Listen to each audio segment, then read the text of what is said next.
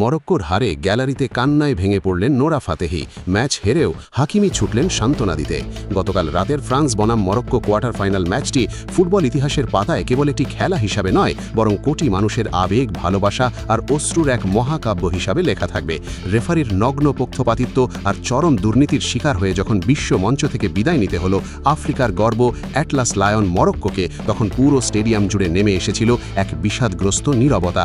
কিন্তু সেই নীরবতা ভেঙে হঠাৎ বিশ্ব মিডিয়ার ক্যামেরার লেন্স গিয়ে থামল গ্যালারির এক প্রান্তে, যেখানে অঝরে কাঁদছিলেন এক বিশ্বজয়ী সুন্দরী।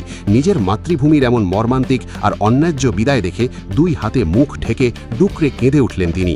ফুটবলের পরিভাষায় যাকে বলে a heart breaking exit, a beauty in tears, এক হৃদয় বিদারক বিদায়, অশ্রুসিক্ত এক সুন্দরী। কে এই নারী যার কান্না পুরো ফুটবল বিশ্বকে নাড়িয়ে দিল? দর্শক, তিনি আর কেউ নন, ভারতীয় চলচ্চিত্র অঙ্গন কাঁপানো মরক্কোর কৃতি সন্তান, বিশ্বখ্যাত তারকা নোরা ফাতেহি। গ্ল্যামার আর লাইট ক্যামেরার দুনিয়া ছেড়ে নিজের শেকড়ের টানে সমস্ত ব্যস্ততা ফেলে গতকাল তিনি ছুটে গিয়েছিলেন অ্যাটলান্টা স্টেডিয়ামের গ্যালারিতে। লাল সবুজ পতাকা গায়ে জড়িয়ে ম্যাচের প্রথম থেকেই তিনি ছিলেন চরম উচ্ছ্বসিত।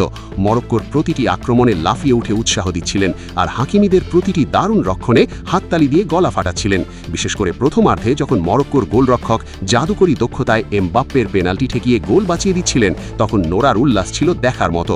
কিন্তু দ্বিতীয়ার্ধে যখন রেফারির সেই ভয়ঙ্কর দুর্নীতির চিত্রনাট্য শুরু হলো, তখন গ্যালারিতে বসে থাকা নোরার মুখটাও ধীরে ধীরে ফ্যাকাশে হতে শুরু করে।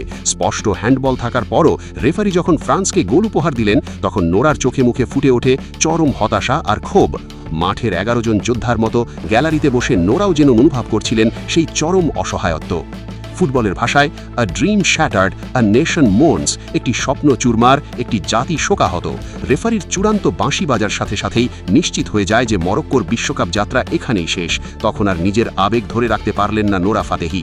যে মেয়েটির জাদুকরী হাসি আর নাচে পুরো বিশ্ব পাগল, সেই মেয়েটি আজ গ্যালারির সাধারণ সিটে বসে দুই হাতে মুখ ঢেকে হু হু করে কেঁদে উঠলেন। তার সেই কান্নার দৃশ্য স্টেডিয়ামের বড় পর্দায় ভেসে উঠতেই কোটি কোটি মরক্কো সমর্থকের হৃদয় যেন মুহূর্তেই ভেঙে চুরমার হয়ে যায়।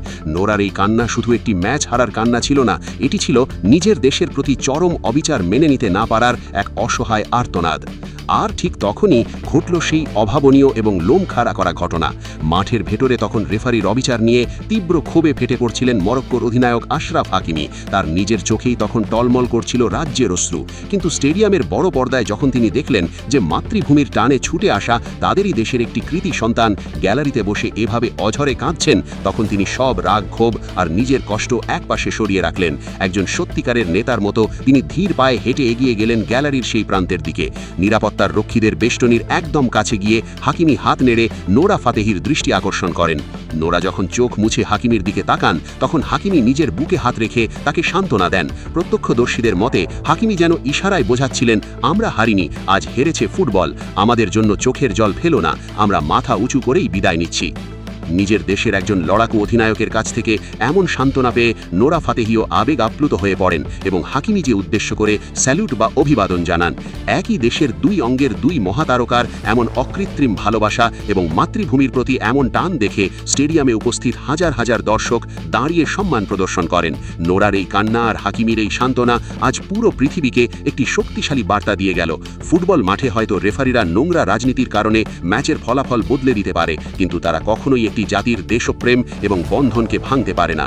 ফুটবলের পরিভাষায় আ স্পিরিট আনব্রোকেন, আ বন্ড আনম্যাচড, একটি অটুট আত্মা, একটি অতুলনীয় বন্ধন। নোরার এই চোখের জল আর হাকিমির ওই সান্ত্বনা যেন পুরো পৃথিবীর বিবেককে গভীরভাবে নাড়া দিয়ে গেছে।